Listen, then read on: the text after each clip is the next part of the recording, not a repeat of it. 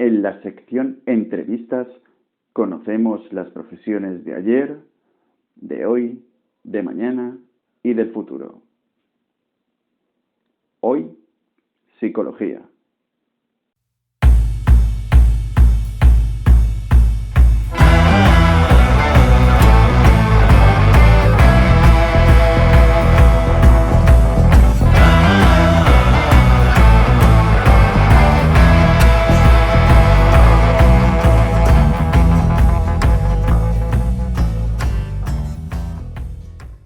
Entrevistas número 1. Hola, Cris, ¿cómo estás? Bienvenida. Muchas gracias por acceder a este podcast. Gracias a ti por invitarme y por esta entrevista. Y a ver qué tal. Lo primero, lógicamente, que te quiero preguntar es, ¿qué es la psicología? Bueno, esa pregunta me la ha hecho mucha gente y fue una de las primeras preguntas que me hice cuando tomé la decisión de ponerme a estudiar esta carrera.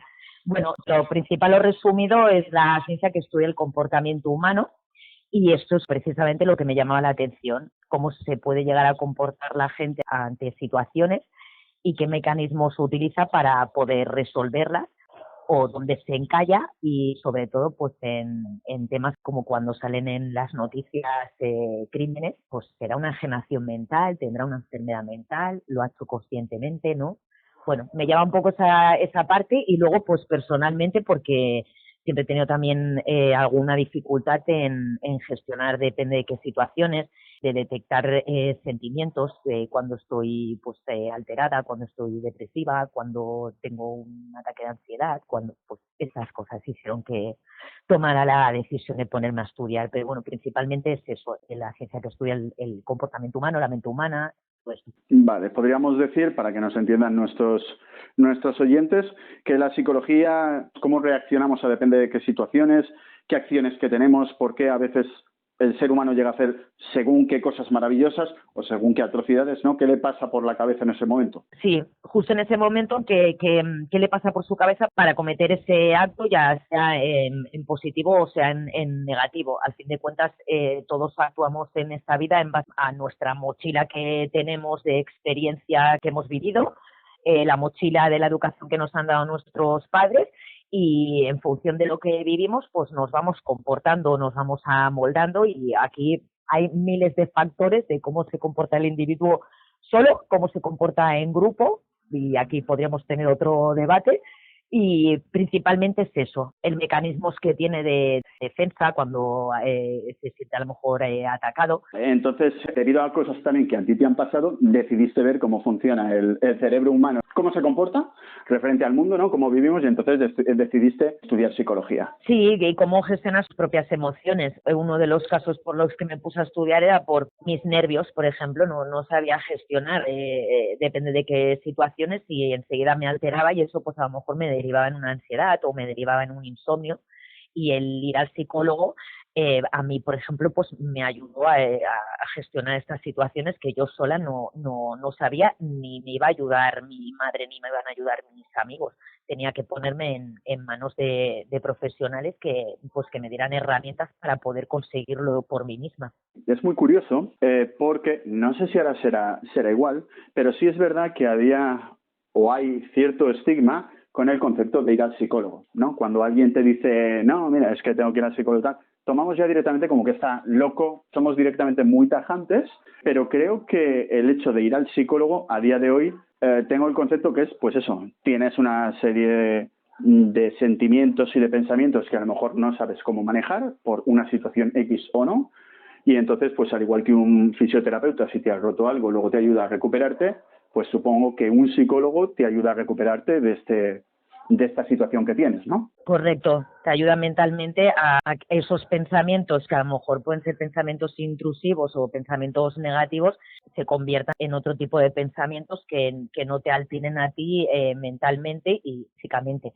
El estigma sí, y a día de hoy lo sigue habiendo, pero afortunadamente pues hay gente que ha dado voz al tema de la salud mental, y afortunadamente ahora hay menos personas que tienen miedo a decir que van al psicólogo, porque no es estar loco. Diciendo la palabra loco ya estamos estigmatizando, ¿sabes? Y es problemas cotidianos, gente que no puede aguantar el el nivel de estrés del trabajo, gente que no puede dormir porque no sabe cómo llegar a fin de mes o no tiene cómo llenar la nevera, gente que ha sido despedida y no sabe gestionar el despido porque le coge con 50 años, pues te pongo una serie de ejemplos en los cuales esas personas no saben cómo redirigir su vida, se hunde, puede conllevar pues eso, a ansiedades, a insomnios, a depresiones, incluso a gente que ha llegado al suicidio, y que si se pone a tiempo en manos de un profesional como es pues un psicólogo, depende de quién, un psiquiatra, evidentemente pues le va a ayudar. Y me alegra que me hagas esta pregunta porque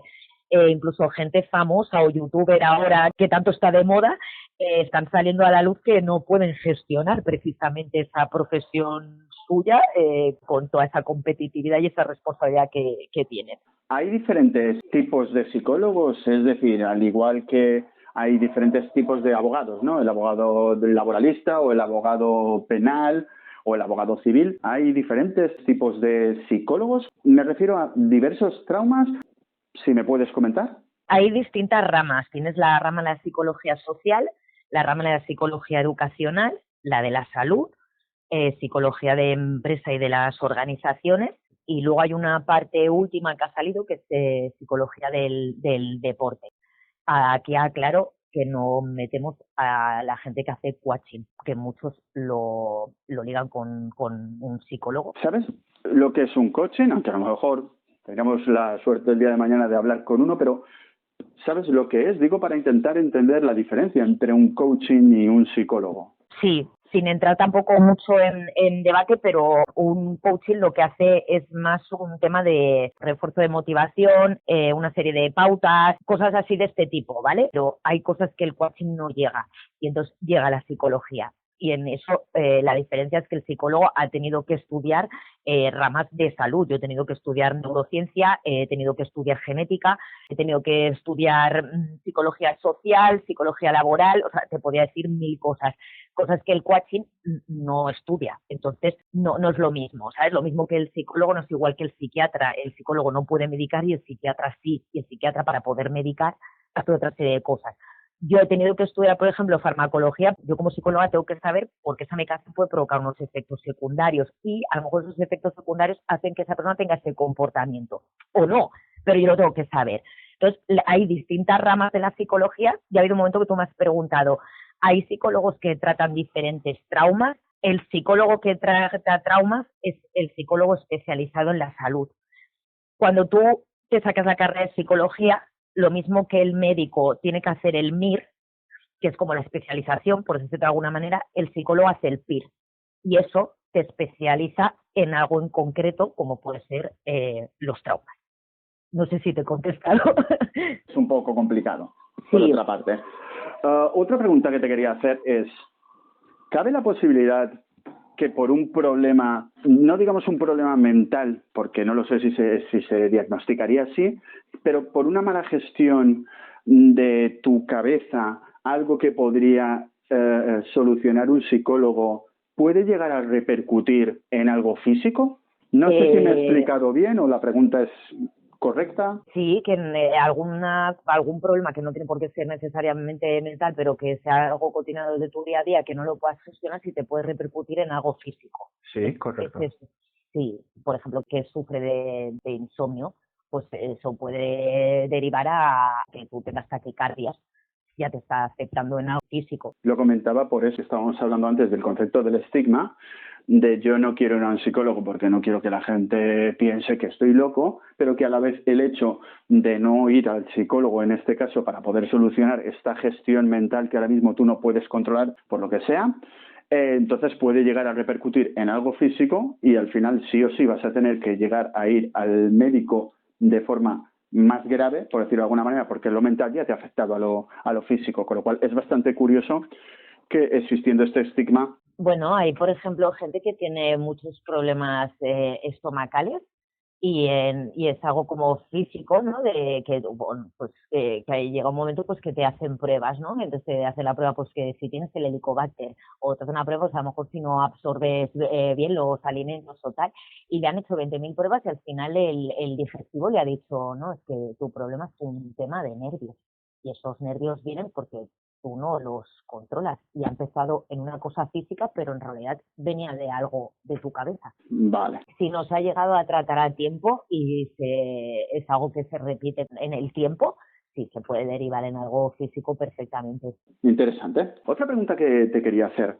Cuando pasa, por ejemplo, una noticia de estas, alguien ha matado a alguien, me explico, a mí siempre me ha interesado también mucho cómo funciona el cerebro humano, ¿no? Me refería a que cuando alguien hace algo muy escabroso, como por ejemplo, no sé si recordarás, creo que fue el año pasado, hubo un asesino en serie en Barcelona de vagabundos. Sí. Esa persona, para hacer eso, realmente tiene que estar mentalmente enferma o en realidad no. No tiene por qué. No tiene por qué, porque a lo mejor es una persona narcisista que se mueve por odio, a la otra persona no la ve como un igual, lo ve como alguien, un peligro, y directamente es una amenaza. Entonces puede llegar a matar conscientemente, sabiendo perfectamente lo que hacía. Y por eso hay pues muchos juicios que piden pues eso, pruebas psicológicas y psiquiatras, porque lo primero que va a alegar su abogado es pues eso, enajenación mental o alguna historia del rollo de no estaba en sus capacidades y por eso lo ha cometido. No, hay gente que es completamente consciente y a lo mejor esta persona que mató a los vagabundos pues perfectamente le podría pasar en su cabeza pues eso, que era un despojo de la sociedad, que lo único que provocaba era daño, es un odio contra este tipo de personas que viven en la calle, como a otro le puede dar por odio a otra tal. Puede ser que a lo mejor alguno en un caso pues sí que haya coincidido, que haya matado al vagabundo y en realidad no está en su sano juicio, pero tienes que demostrarlo. Y hoy en día hay muchas pruebas que pueden demostrar si realmente esa persona lo hizo en sus cabales o no. Vale. Has mencionado lo de enajenación mental. ¿Esto realmente existe? Es decir, ¿se puede dar un detonante en el cual una persona ve algo y de estar en sus cabales pasa a hacer cosas que realmente, como sale a veces en las películas, es que no me acuerdo lo que ha pasado, es que no sé lo que ha pasado? ¿Esto realmente es verdad?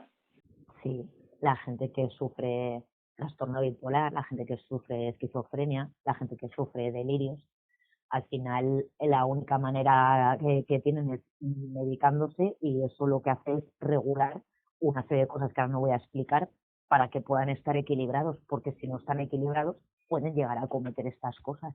Los esquizofrénicos, pues eso, tienen una parte de delirios que ven cosas y en esa alucinación ellos piensan que están en una realidad, que es su realidad, cuando en realidad no lo es, pero para ellos sí, es real. Bueno, para ellos es su realidad, pero en realidad la realidad de todos los demás, incluido la suya, no existe, ¿correcto? Sí. Bien, ¿este tipo de enfermedades con medicación se pueden llegar a curar o en un principio tendrías que estar medicándote de por vida? Pero a pesar de estar medicándote por vida, ¿se puede llegar a controlar? Hay enfermedades que te tienes que medicar de por vida, e incluso algunas que son genéticas y a lo mejor tus hijos no, pero a lo mejor tus nietos sí. Hay otro tipo, pues como por ejemplo el tema de la depresión o el tema de las ansiedades, que se pueden llegar a curar con medicación. Es tiempo, pues se puede llegar a curar, pero hay una parte de trabajo con el psicólogo ligado con la medicación, porque solo la medicación tampoco te va a hacer. Vale. Y el hecho de dejar de tomar la medicación, también te digo, yo no entiendo de estas cosas, pero muchas veces, pues eso, ves cosas, ves películas, tal, y queremos un poco contrastar si realmente esas cosas son una tontería lo que dicen o no. Pero el hecho de, por ejemplo, estarte un día sin tomar la medicación, ¿no? Que imaginemos que fuera por la mañana, por la tarde y por la noche, eso realmente puede llegar a desestabilizar tanto el cuerpo o la mente para esa persona y que por un día que no se lo ha tomado pudiera llegar a recaer y a tener realmente problemas serios. Sí, depende de qué enfermedad, sí. De hecho, que la mayoría de este tipo de enfermedades mentales que se tienen que medicar está muy, muy, muy controlado y cuando hay que quitar esa medicación tiene que ser muy paulatina y muy poquito a poco y ver cómo va reaccionando esa persona y qué le va pasando por su cabeza y cómo se va comportando, porque una dosis que tú te bajes más demasiado o subas demasiado le puede completamente desestabilizar y provocarle otra reacción peor. Y luego, además, entre medicaciones, algunas no son compatibles, ¿sabes? Depende de, por ejemplo, yo he conocido casos que tienen cáncer que no ha sido compatible con la medicación porque tenía una esquizofrenia. Bueno, ahí sería determinar qué es lo que prima más, ¿no? Aquí yo siempre digo lo mismo, tiene que haber un acompañamiento de una medicación, que eso te la llevará el psiquiatra o tu médico de cabecera, pero tiene que haber un acompañamiento de un psicólogo porque tiene que empezar a explicar para poder tú relacionar cosas y ver dónde está el foco del problema para poder ayudarle y poder, de alguna manera, que él pueda gestionarlo. Pero tiene que haber las dos partes, si no, con una sola no funcionaría. Entiendo. Bien, entonces es cierto que el estigma este de que los psicólogos son solamente unos charlatanes, en realidad no es cierto. Habéis tenido que adquirir una serie de conocimientos, haberos sacado vuestra licenciatura, vuestro título, con lo cual es algo en lo que invertís mucho tiempo para saber cómo funciona la cabeza de la gente y sobre todo cómo puede fallar y los problemas que puede tener y su solución. Sí, correcto. Parte de esa formación y la práctica y la experiencia, sí hay un estigma y que sigue habiendo de que somos charlatanes y que a lo mejor por una sesión de 50 minutos pues se llega a escuchar, es que he estado 50 minutos hablando yo y me ha cobrado 50 euros por los 50 minutos y no me ha dicho nada. Claro, una de las bases fundamentales en la psicología para poder averiguar qué le pasa a esa persona o qué problema tiene es que él te cuente. Explícanos, por favor, un poco el proceso de una sesión de psicología para que nuestros oyentes se hagan a la idea. Sí, bueno, la primera toma de contacto es una toma de presentación, ¿no? Pues que la edad que tú tienes, si tienes familia, si estás trabajando, si no estás trabajando, si tienes hijos, si no tienes hijos y tal. En esa primera toma de contacto, el paciente tiene que ver en ti una seguridad y una confianza, porque si no, no va a volver a la siguiente sesión, con lo cual eso es básico. Es cierto que al psicólogo le tienes que contar la verdad, ¿correcto? O sea, el hecho de ocultar información al psicólogo te puede perjudicar a ti. A ver, es que precisamente es eso. Si tú no le cuentas la verdad, difícilmente él te va a poder ayudar. Pero además es que te estás engañando a ti mismo y encima estás pagando por algo que te estás engañando tú. Lo comento por el hecho que haya gente que te pueda decir, no, es que tú como psicóloga lo único que haces es sentarte y escuchar. A ver, parte de vuestro trabajo es ese, pero a la vez la información que os están dando no es del todo correcta o no es del todo verdad. Es posible que haya habido gente que haya ido al psicólogo, en realidad no ha participado como debería con el psicólogo y como no ha llegado a ninguna solución, para él es un vendemotos, por decirlo de alguna manera. Pero es curioso porque en realidad la culpa no la tendría como tal el psicólogo, sino eres tú, que cuando el psicólogo te ha preguntado cosas, tú no le has contado la verdad.